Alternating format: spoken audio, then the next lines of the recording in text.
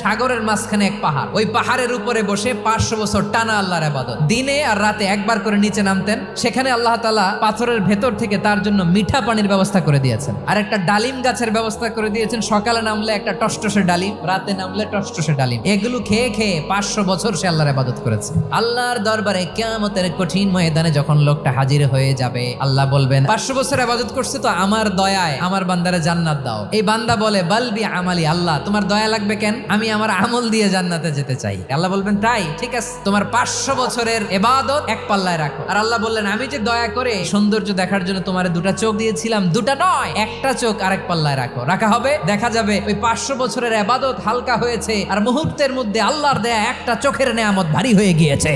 ফলাফল দেখো, হিসাব বলে তুমি এখন জাহান্নামে যাবা, যাও এবার জাহান্নামে যাও। এবার লোকটা কাচুমাচু করে বলে আল্লাহ এবার আমি বুঝতে পেরেছি তোমার দয়া ছাড়া দুনিয়ায় কেউ জান্নাতে যেতে পারবে না।